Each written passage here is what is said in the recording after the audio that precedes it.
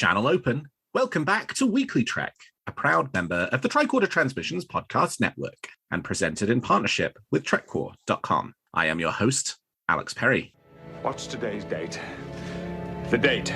Today's show was recorded on June 25th, 2022, and is current through the Star Trek Strange New Worlds episode, The Elysian Kingdom, so beware of spoilers. And if you are in one of the regions where any of the Star Trek shows have not yet aired and you are trying to stay spoiler-free, be sure to check the episode article on TrekCore for time codes for each of our stories tonight in order to avoid them. All right, let's get into the show. Good day, Voyager, and welcome to A Briefing with Neelix. It's a catchy title, isn't it? WeeklyTrek is a regular news show covering the biggest stories from the Star Trek franchise. We are in a new golden age of Star Trek. There are 5 television shows in production, possibly more on the way, and enough merchandise to fill the Bajoran wormhole. So stick with me and I'll help you sort the real facts from a lot of the Dominion propaganda that you'll find online. But I can't do this alone, and my guest this week is returning guest Chris Vanderkamp. Chris, welcome back to WeeklyTrek. Hey, Alex. Thanks so much for having me back. All right, Chris. Well, you know the drill. I want to know something that's got you excited about Star Trek at the moment. What's got you moving at Warp 10? So I just actually this morning got to watch the trailer for the next Strange New Worlds. Finally saw it online. I am so pumped about it. It looks so amazing. I've been kind of waiting for them to get to the horror episode. Yep. That was one of the genres that was mentioned that they were going to do. And I guess I shouldn't be surprised that they saved it for last, but it looks incredibly creepy. And I am really excited to see where this goes. Yeah, they definitely, they're not being all that hesitant about sort of hitting us with very, very different genres of episode and sometimes kind of intercutting 2 extremely different genres of episode, right? This week's Elysian Kingdom was, I mean, it had obviously a very emotional ending, but it was a really fun episode. And then, yeah, next week they seem to be leaning into full-on horror by sort of what we've seen from the trailer. And that's very exciting. In addition to the comedy that we got and the action thriller that we got and the other kinds of episodes, you know, the medical drama that we've got. So yeah, it has been a lot of fun this season on Strange New Worlds. They really have been playing with tone and atmosphere of the episode in a way that, you know, the other live action Star Treks aren't really doing right now. Well, it makes sense. They've gone to that episodic format for Right. Strange New Worlds. And so that gives them the freedom to rotate those genres. And I think that overall the season has been very nicely balanced in terms of, like you said, where we're seeing that variety of last week was fun and a little silly and more on the lighter side, although the emotional ending, of course. And now we're doing a complete 180 into something that looks like horror. But I don't mind that. It's appealing. It's fun. You know, there's been kind of this, what are we going to get this week feeling about the entire season? Yeah, right. Exactly. Yeah. Not only are they doing episodic, but they're also like really leaning into episodic, which is terrific since it's a nice addition to all of the other shows that we have in the franchise at the moment. And you get that in some of the other shows in the franchise. You know, you get some of that in Lower Decks, you get some of that in Discovery, but especially I think with Discovery, with the serialized storytelling, the variations in tone are a lot more subtle. There are episodes that are a little lighter, there are episodes a little bit heavier, but overall, like they have to maintain a feel for the entire story arc and thus for the entire season. So the variety with Strange New Worlds, it's been a change and I've enjoyed it. Yeah, agreed for sure. All right, let me tell you what I'm feeling good about Star Trek this week. And we're staying on the topic of Strange New Worlds because I was off last week, so didn't get to do much around the Serene Squall. And I just want to say how great it is that they did Cybok. Or at least the back of Cybok's head. Or at least the back of Cybok's head, right? I mean, talk about an epic tease for the ages. You know, it's been really interesting. I've seen some varying opinions on Serene Squall about how people felt about it. I loved it. Oh, me too. It was campy, and there were some plot holes that you could drive a train through, Sure. and I did not care. And Nope. and I, for one, would watch Jesse James Cattell in like anything. Like I will watch her read the phone book, and I really hope that we get to see more of Captain Angel. Like give me a whole season with them as the big bad and I'm into it. Yeah, I mean, briefly on Jesse James Cattell, I will confess at the Star Trek Strange New Worlds premiere after party, which I had the privilege to attend, let me put it this way. There were many, many, many attractive women at that after party, both near and far from my eye. And Jesse James Cattell was the one who stood out the most out of all of the people who was there in a very beautiful room full of both men and women. So, but back to Cybok. Like, it's just so funny because I just feel like it's one of those things where all throughout Discovery, it was a joke, right? Like, oh, why is there no Cybok mentioned? Where's Cybok? Why are they not doing Cybok? And the joke went on so long that it metastasized a little bit. But in that sense that, like, I never expected them to actually do Cybok, right? In any way, shape, or form. You know, Star Trek V, The Final Frontier is one of the most reviled Star Trek movies by all fans, right? There's fun stuff in there. I enjoy watching it, but it's not a good Star Trek movie. It's a bad movie. And Cybok is not a great character. And it does feel like there's a can of worms you open by wanting to do anything with that character that, you know, maybe the other shows, rightly or wrongly, decided they weren't going to touch. But hey, Strange New Worlds has said, we're interested in doing the Cybok thing. We'll see if they revisit the Cybok thing before the end of the season. But after seeing the back of his head like that, I mean, that certainly tells me that there's maybe a Cybok episode coming at some point in the future. Well, and I think that Strange New Worlds has earned our trust as far as taking the legacy characters and bringing them into the modern age and making them interesting and like people that we want to get to know. I mean, you only have to look at what has been done with T'Pring to see how they've treated these minor kind of side characters that even got a little bit of hate thrown at them earlier. And now it's like I am fully on team T'Pring at this totally, point. yeah. She's fascinating. I love her. I want to be her best friend. I want her wardrobe. But she's been taken from this kind of incidental side person into this developed, interesting character. And so I think we can put a little bit of faith in Strange New Worlds to hopefully do the same thing with Cybok. Yeah, I think that's exactly right. All right, well, with that, let's turn to the week's top stories. There's a war going on, and I'm a reporter. Well, in a lengthy interview with the Inglorious Treksperts podcast, Star Trek Picard showrunner Terry Matalas spoke at length about his life and career and spent quite a bit of time sharing more information about the upcoming third season of Star Trek Picard. During the interview, Matalas makes his most definitive comments to date that legacy characters from the Star Trek franchise, above and beyond the 7 main cast members of Star Trek The Next Generation who have already been confirmed as reappearing, will be making an appearance in Season 3. There are some people from Star Trek who come back in this season who aren't Next Gen primary cast, he said. I mean, there's one character who is in Next Gen who I was like, I really want this character to come back. And when they did agree to return, that was weirdly more thrilling than everything else in totality. And when asked about whether Matalas might be convinced to stick around the Star Trek franchise beyond the end of Star Trek Picard Season 3 in order to continue exploring the early 25th century, he said, quote,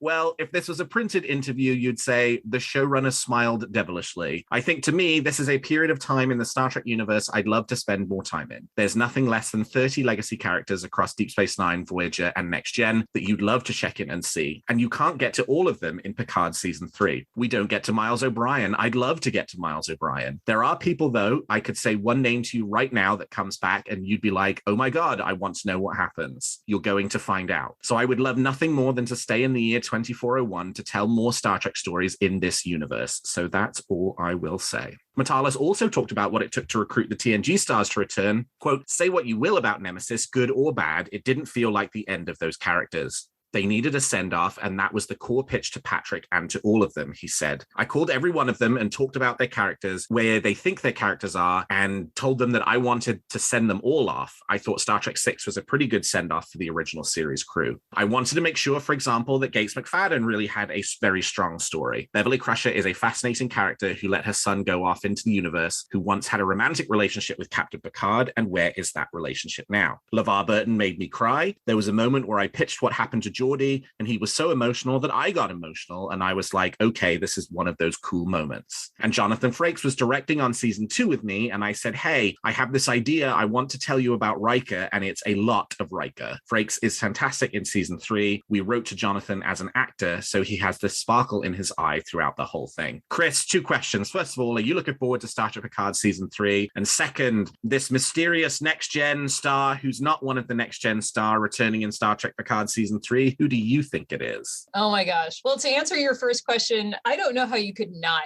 be excited about this. It seems like we think back to season 1 of Picard and how thrilling and heartwarming and wonderful it was to see Riker and Troy return for Nepenthe. And that was such a great episode. It's definitely in my top 3 for the entire series so far that we've seen, possibly my top episode. And it was just so wonderful to see where they're at now and how they've evolved as characters. And of course, the actors did an amazing job. So I don't think you can not be excited for this. It is kind of disappointing that this return means that some of those characters that we've gotten to know in seasons 1 and 2 have had to exit. Yeah. But as Matalas says, it's really great to know that hopefully they're going to get the kind of send-off that they deserve. So I am very excited to see where this goes and what they do with it. As for your second question for the mystery, I was looking through the lists of all of the different guest characters, recurring characters from the entire series to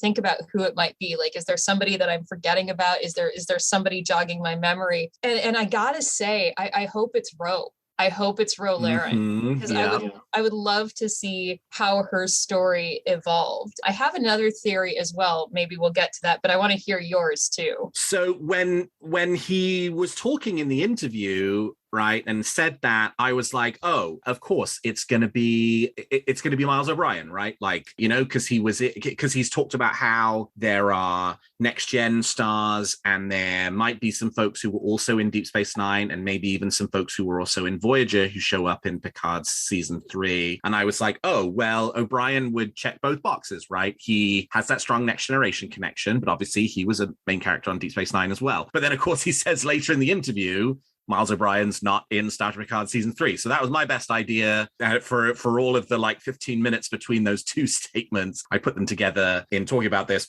but they were kind of apart from each other if you listen to the actual interview. So yeah, I think Ro Laren was my number 2 choice, and it's now my number 1. The other one I've heard bandied around, which I also think is quite likely, could be Shelby from Best of Both Worlds. Another character who obviously, is great. People really like a lot, and I think would like to have seen more of, what sort of happened to her beyond the end of Best of Both Worlds, beyond the, I think there are a couple of oblique references in later shows towards a Captain Shelby. I think there's maybe a reference in Deep Space Nine or 2 to a Captain Shelby, which may or may not be, the Shelby that we know, because it's a big Starfleet, and I guess that's probably not a unique name. So yeah, Ro, Shelby, and then the list sort of falls off. I think there's, Ronnie Cox is still kicking around. I'd be interested to get Jellicoe back, right, in some form, to find out what, Admiral Jellicoe butting heads with Admiral Picard. That sounds like that'd be an interesting subplot to Star Trek Picard season 3. So yeah,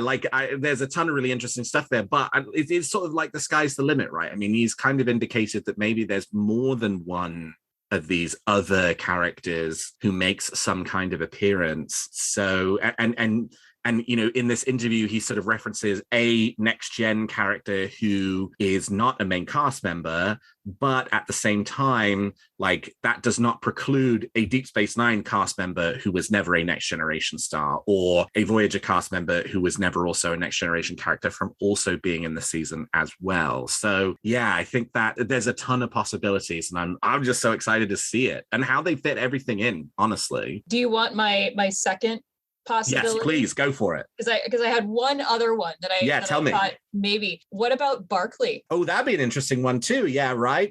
What's he like 30 years later? Because the Barclay story arc's a really interesting one through TNG and Voyager. But what's that kind of man like 30 years later? Is he still the same, or is he very different? And what's he been doing? Right. We saw that he was part of Pathfinder, but that 30 years is a long time. And that would be so fun, I think, to see how he's evolved over that time. Yeah. The other really interesting thing about Matalas's comments, I mean, listening to him talk about, the TNG, I'm a huge Riker fan. So like him saying there's a lot of Riker in season 3 is great. And him saying, and I've just finished a TNG rewatch, and in season 6 and 7, Dr. Crusher was like one of my favorite characters. And so I'm really excited that when he was kind of talking about the kind of characters and the actors and talking to the actors, like the first one he zeroed in on was wanting to say there's a big role for Beverly Crusher in season 3 of Picard. But I'm really interested and excited by like his response to the question of, do you plan to do anything more in the Star Trek universe beyond the end of Star Trek Picard season 3 in this time period, in which it was clear he wanted to say yes, right? Like, the sort of umming and erring, like, what can I say? How much can I say? And then kind of just, being like, wink, wink, nudge, nudge, you'll find out later. Like, I'm really excited to learn more about what that is. And then the way he kind of came into that by saying there are lots of other legacy characters that you'd like to revisit and find out what they're doing, like a Miles O'Brien. Like, yes, like I would like a show like that. Thank you. That sounds great, right? Like, if we've got Star Trek shows that are telling interesting and new stories and forging further into the franchise, sure, I'll take 10 episodes for a round them up from all my favorite characters from the previous shows to see what they're up to right now. That sounds awesome. So yeah, I'm really curious to see how that plays out as well. For sure.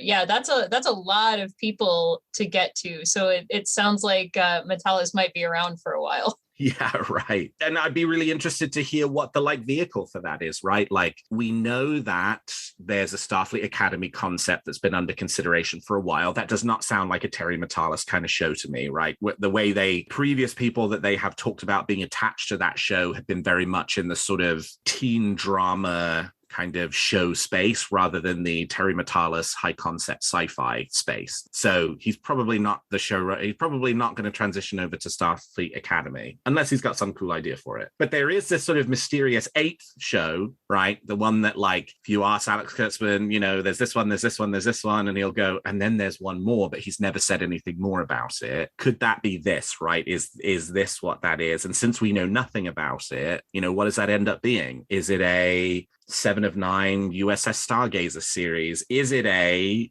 USS Enterprise story, right? Like, I had this creeping suspicion that they said the ship that features in Star Trek Picard season 3 is not the Stargazer. I think it's going to be the Enterprise, right? And you built all these sets, so pull them back out of storage and set them back up again and do an Enterprise series, right? With some of these returning characters and some new ones and, a mix of the next generation and the old generation. Like, that could be really cool. So yeah, there's like, I don't know, my mind goes a mile a minute with possibilities for what that could look like. Well, and I could also see Matalas finding something to be interested in with the Section 31 show that's on live for support. sure. Like that seems to be right up his alley when thinking about like 12 Monkeys. So that might be something that he's interested in too. Yeah, if they can ever find time in Michelle Yeoh's schedule, because she's on like 3 television shows and then 3 movies at the moment. Right. Yeah. Like the Section 31 show that's kind of on life support at the moment, or maybe it's not, we don't know, but that could also be something that I could see him being very, very interested in working on. Yeah, for sure. Well, filming on Star Trek Discovery Season 5 is officially underway. Confirmed in a tweet from Discovery showrunner Michelle Paradise, cameras began rolling on the 5th season of Star Trek Discovery on June 13th, 2022. In addition to the tweet from Paradise, social media posts from Hugh Culber actor Wilson Cruz and Saru actor Doug Jones also confirmed they were heading up to Toronto for filming, with Doug Jones posting his traditional shaved head selfie to symbolize the start of the latest season. No official cast announcements for Season 5 about exactly who is returning. We expect most of the cast from Season 4 to return, though given where Book's story ended, it is unclear whether he will be featured as prominently in Season 5. And we don't know the whereabouts of David Ajala right now. If anybody's seen David Ajala anywhere in London or Toronto, please let us know. In addition, cast and crew continue to dance around Mary Wiseman's future with the show. Michelle Paradise confirmed there is more Tilly story to come, but whether that's as a main character, returning character, or guest actor on the show is unclear. Chris, what do you hope for from Star Trek Discovery Season 5? Oh, wow. Well, I do hope that we see David Ajala come back at least in some role, because I have not had nearly enough grudge in my life. Yeah, I don't think I'll ever have enough grudge in my life. And Alex, I know that you're a fellow cat lover, yes. so maybe you feel the same way. 100%. So I really enjoyed season 4. I thought that the diplomacy arc, the first contact arc, was really, really well done. I would like to see them kind of figure out what to do with Saru. Because I'll confess that other than his romance with Tarina, which again, heartwarming, loved it, more of this into my veins, please. It kind of seemed like he didn't really have a purpose to be there. And I'm hoping that he'll get a little bit more to do, especially with the brilliance that is Doug Jones. So that's one thing that I'm hoping that they're able to do in season 5. Yeah, 2 captains on the ship at the same time felt like it worked in season 4 because it was one of those like, well, we sort of need Saru to do this extra stuff and like it's a crisis and we know you two work together well together, so like we're just going to send you out there. But yeah, it does feel like my theory at the beginning of season 4 had been that by the end of the season, you would end up with Burnham in command of one ship with a spore drive run by Stamets, and then Saru in command of another ship with a spore drive run by Book, and that you'd have 2 ships, and they, make it a Crossfield class ship, so you just do the same sets and redress them between the Discovery and the whatever else, and that's how you would run it. But they didn't go in that direction. They kept everybody on the Discovery. But yeah, it would be nice for Saru to find that role, especially since he sort of, he clearly A, wanted to be the captain of Discovery, and B, was very good at it. And there was this sort of, element of like completely understandable about why he stepped away from doing that in order to, sort of reintegrate and explore what Kelpian culture is at this point in the timeline. But like, he seems to have done that and kind of integrated that part of his life pretty well and authentically. So then the question is sort of what comes next for that character? Is he just going to hang around on the bridge as a +1 for 2 seasons of the show, or does he get something really serious and important and like an official role? And I think they will do that, right? Like I don't think they won't do that for him. It's something that I would also like to see as well. For sure. And like you said, I think it made complete sense what happened at the end of season 3 and at the start of season 4, where he'd stepped away to kind of focus on Kaminar and see what his people had become in the last 900 years. But he's such a fascinating character, and one of the fandom things that I'll kind of that's a hill I'll die on is that at the end of season 2, Pike intended Saru to assume the captaincy. Right. So we'll see. It's fascinating, and I think that the dynamic of having the 2 captains for season 4, like you said, has not been a bad one. The crisis required that level of skill set, but now we're moving into a new season with a different focus. And so we'll kind of see where everybody's talents are needed the most. Yeah, I think that's right. Exactly. Right. It's like, it worked in that season for that 10 episodes and it worked really well, but maybe it won't moving forward, and they'll need to find something else to do with him. I mean, they've not talked anything at all about kind of structure for the season. Obviously, they're doing something a little bit new this season in that they will only have 10 episodes like the other live action Paramount Plus Star Trek shows rather than 13. Our supposition being that Netflix was picking up the cost for the extra 3 episodes, and that now Netflix is out and it's Paramount Plus exclusive worldwide, that they've reduced it to 10 in order to align with the rest of the live action shows. So it will be interesting to see a 10 episode season of Star Trek Discovery. I'm reflecting as we approach the end of Star Trek Strange New Worlds season 1 that I wish it was a couple of episodes longer and not a couple of episodes shorter. So maybe we'll feel the same way about Discovery when we watch that. But it certainly will kind of change the way and the pace at which they tell some of their stories, especially if the plan for season 5 is to retain the sort of season-long arc that kind of plays out from episode 1 all the way through the season finale. That will look a bit different under a 10 episode season than it did under 13. For sure. I did really enjoy Michelle Paradise's photos of the orange cone. Yes. and its conelings. It's so cute. Yeah, the return of the cones. I think she started doing that for season 4 as like a way of being like, I have nothing to show you, but I do want you to know that this is happening and everything's fine.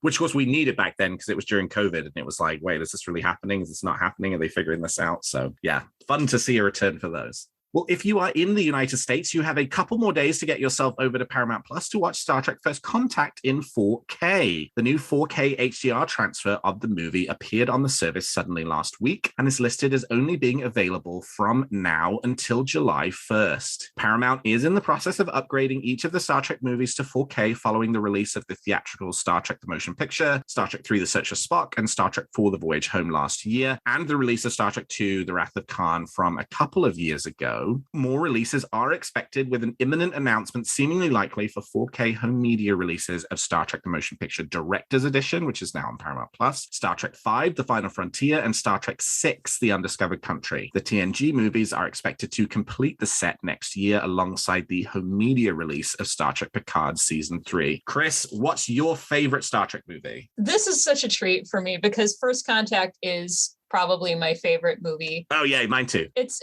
so well done. And in preparation for doing this, I did watch First Contact last night because I wanted to get the 4K experience. Yes. What did you think? Oh my gosh, we have a really nice TV, right? That was an indulgence purchase. Sure. And I gotta tell you, I felt like I was there with all of the color enhancements and just the level of detail that you can see now in the 4K. And I think I was just sitting there with my mouth open, just goggling at it. Yeah, the color change is a huge difference comparing because you notice it a bit less when you're watching the movie versus when you see a comparison of the two. And I've been so used to seeing the Blu-ray transfer for so long that seeing the 4K version of the movie, it's like, oh, this movie actually has color in it, right? Like, I love First Contact, don't get me wrong, but like the way that it has been presented for the last 10 years through the Blu-ray transfer is as a very kind of dark, quite colorless movie. You've got it's sort of the like Enterprise E color palette, just sort of, and the new uniforms, which have a lot of black and gray in them, and the Borg, which have a lot of black and gray in them. It's a very black and gray movie. And I was surprised watching the 4K version of it and then comparing the screen caps, how much color I was seeing come through in the movie. And so it's a huge service to the movie to have been fixed in that way, because like, I don't think it was meant to be a black and gray movie, but that's how it's been over the last 10 years. And now again, you can see the color behind everything. And the level of detail, I think that the enhancement gives you, especially when you're watching it on a really good screen, everything just pops. Yeah. And I really love that about all of the 4K movie releases that they have done to date. I love that about Star Trek The Motion Picture Director's Edition. I thought it just was so clear and interesting and vibrant and so watchable, honestly. And I can't wait to add The Final Frontier and The Undiscovered Country. The one thing I have sort of learned, which is slightly frustrating for those of you who like your shelves to match when you buy Blu-rays of things, is that I think the expectation is that when 5 and 6 are released later this year, obviously, as I say, there have been no official announcements of this, but there are enough retailer listings for September 4K Blu-ray releases of Star Trek movies to say it's only a matter of time before they're officially confirmed. When they did the first 4 movies in the fall of last year, they released them as one set, and that set had its own cover art. Well, when they release them again this fall, they'll be re-releasing 1, 2, 3, and 4 in new cover art, and 5 and 6 will match that cover art, not the cover art from the set last year, which means that if you're one of those people who really wants and or needs all of the movies to look the same on your shelf, you will probably have to rebuy 1 through 4 in order to get that. So that's a little bit of wily product decisions from Paramount designed to take fans' money. But hey, it's great that we're getting the movies in 4K. It's so worth it. And I really hope that, like, one thing they've not done, at least to my knowledge, that I have seen is yet upgrade the motion picture theatrical edition, Star Trek 2, 3, and 4 to the 4K. Those are still the Blu-ray transfers on Paramount Plus. And hey, if Star Trek First Contact's now up there, even if only for a limited time as that 4K release, and given the movies have been out on 4K for almost a year now,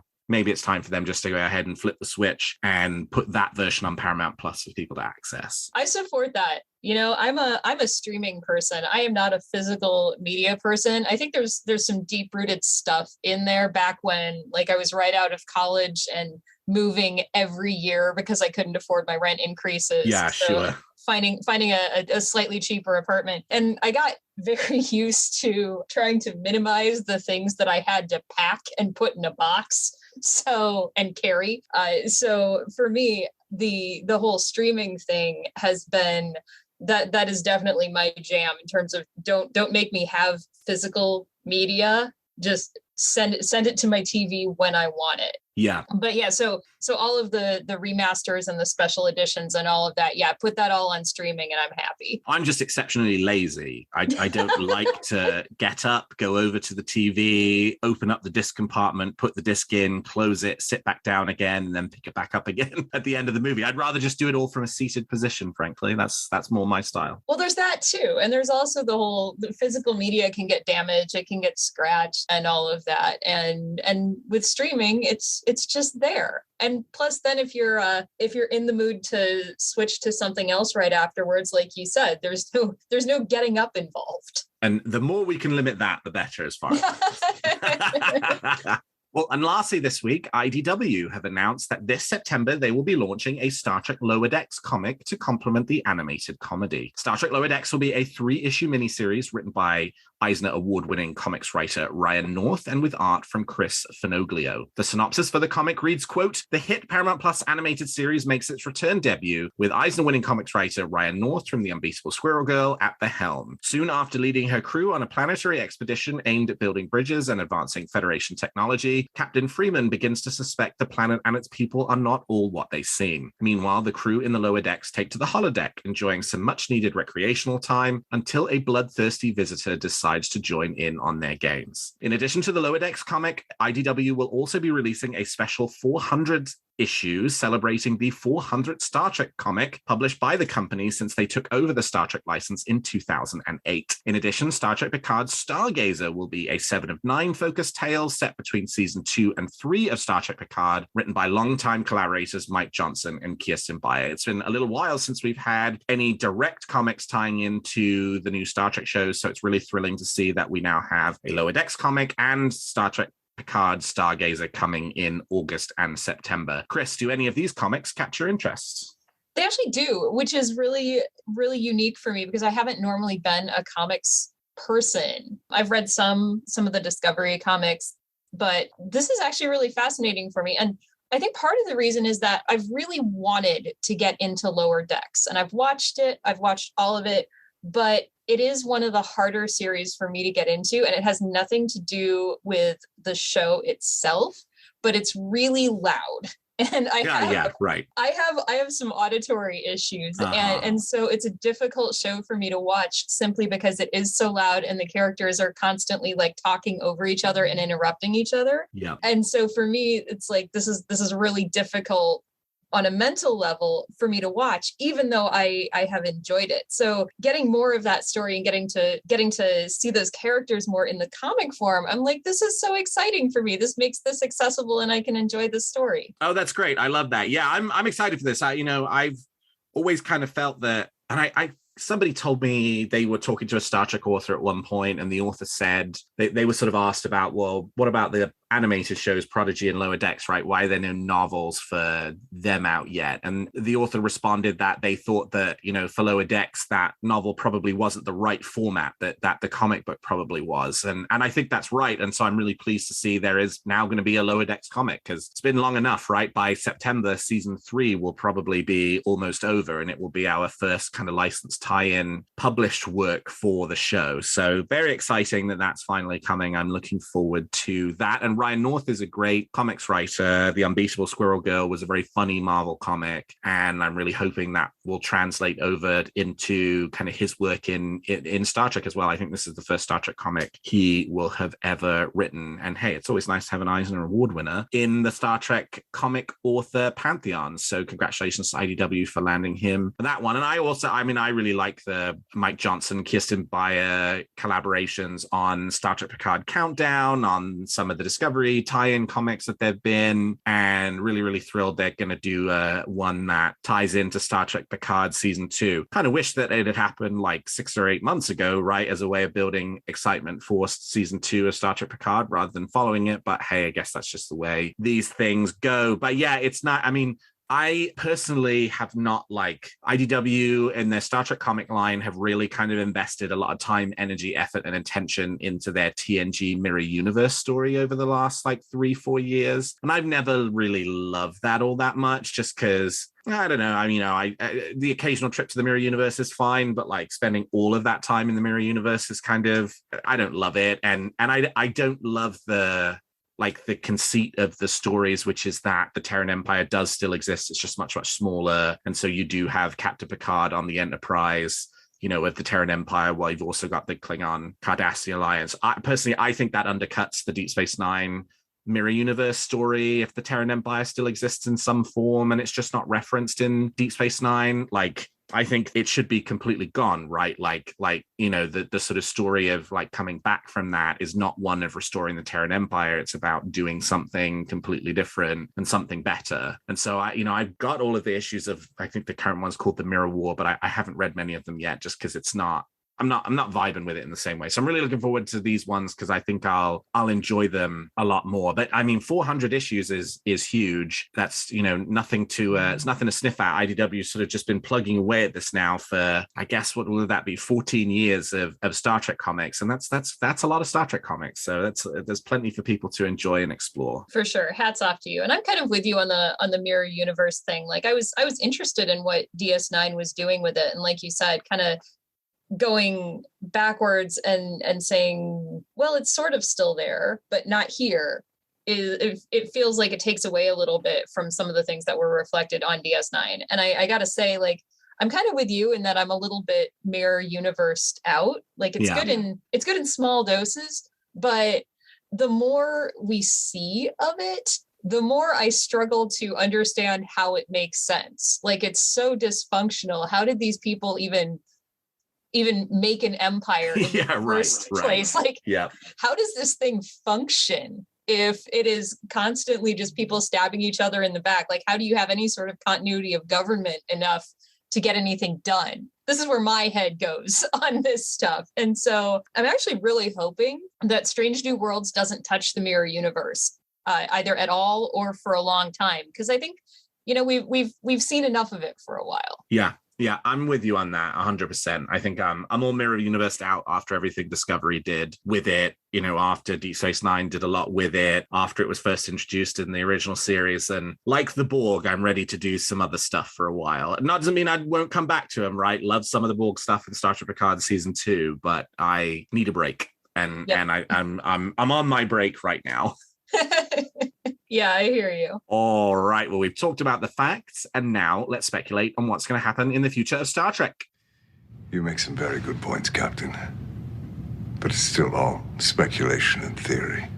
So each week, my guest and I give you a wish or theory we're nurturing about any of the shows or the future of the franchise. So, Chris, let's hear your theory or wish for this week. My theory this week is a little bit weak, I think, but... Go for it. Well, we're going to find out very soon here. So I'm going back to Strange New Worlds. Yep. The one thing that the showrunners have mentioned in terms of their approach to the series, that they, and I think it was Akiva Goldsman that said it, mentioned two-parters. And we have not seen a two-parter yet, although I think that there was at least one and maybe more than one episode this season that should have been a two-parter. But my theory is that this is going to be our two-parter, that 9 and 10 are going to be a two-parter. Interesting. Well, I will confess I have seen 9 and 10, so I know the answer to the question. So I'm not going to say whether you're right or not.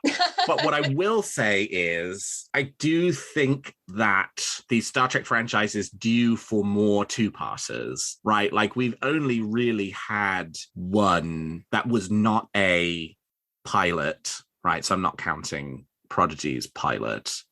We've only really had one since Star Trek came back in 2017 in terms of an episode called Part 1 and then an episode called Part 2. And I would really like the return of that. You know, they are fun and interesting. And in some ways, the serialized shows don't kind of need to do that, because episode 1's Part 1, and episode 2, Part 2, and episode 3 is Part 3, and episode 4, Part 4. But there is something about that level of event, right? Like, it was a thing. It was fun. We knew we were going into a big episode because it was a Part 1, which meant there was going to be a Part 2, which meant that it was going to be twice the story. And then by the time you got to Voyager, not only were they like part 1 and part 2 events. They then started running them as feature-length episodes on particular nights so that, as a way of generating excitement and interest, because I think of all the shows, Voyager probably did the 2-parter the best of any of them.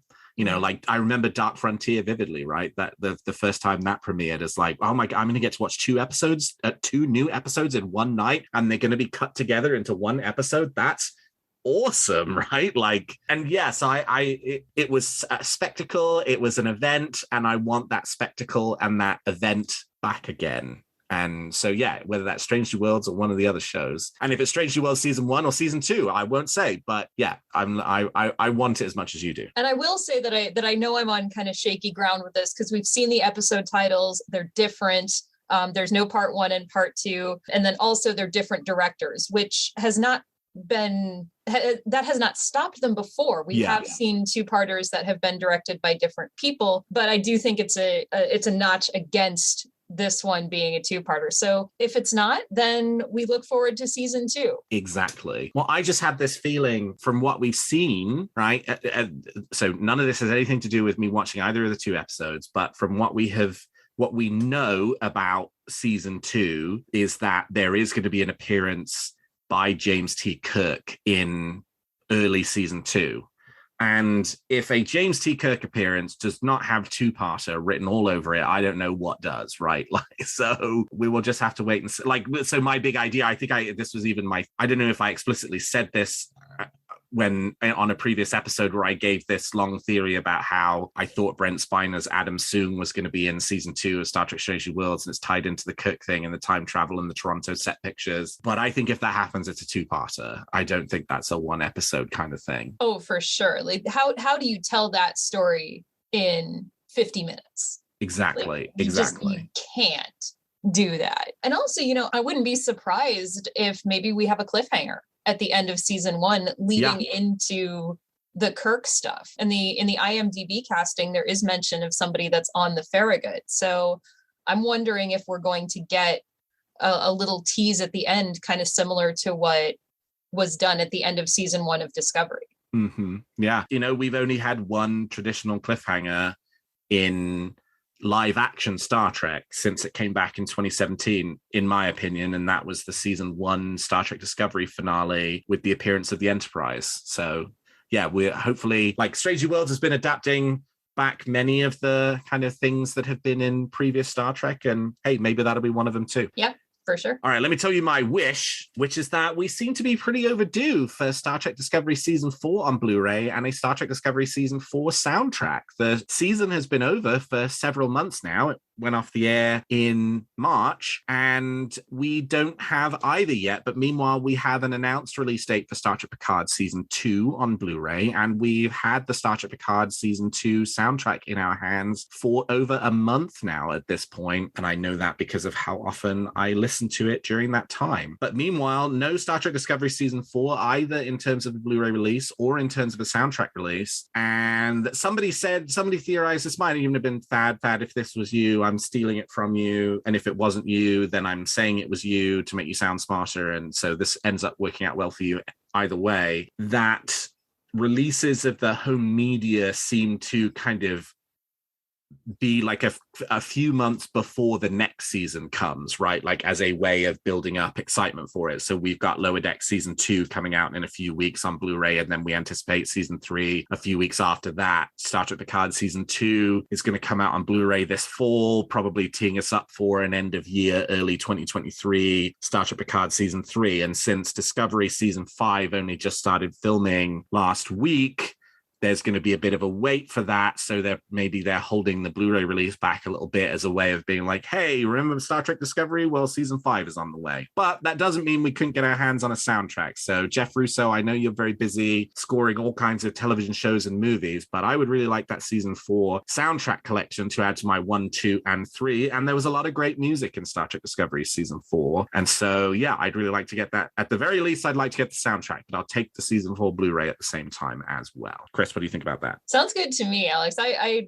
have noticed that we haven't gotten that soundtrack yet. So, like as we were talking about earlier, I'm a bit less interested in the physical media of the Blu-ray. But yeah, the soundtrack would be great. And you're absolutely right. There was some really moving music in season 4. Do you have a theory or a wish for Discovery, Picard, Strange New Worlds, Lower Decks, or Prodigy that you'd like to share? Tweet them to me at WeeklyTrek or email them to me at weeklytrek@thetricordertransmissions.com, and I might feature your theory in a future episode. Well, that's all the time we've got for this episode of Weekly Trek. Thank you so much to my guest, Chris Vanderkamp, for joining me today. Chris, how can people contact you if they want to continue the conversation? Best way to contact me is on Twitter. My handle is Starfleet Stage Manager, STGMGR. And you can find this show on Twitter at WeeklyTrek and me at Alexander T. Perry. And if you enjoy the show, please consider leaving us a 5-star review on your podcast player of choice. And please check out some of the other great shows on the Tricorder Transmissions. And if you like our shows, please also consider becoming a Patreon of Tricorder, which you can find at patreon.com/the Tricorder Transmissions. And lastly, if you're looking for Star Trek news on the internet, I hope you will turn to trekcore.com. Well, thank you, Chris. Thank you to all of my listeners. And until next week, live long and prosper.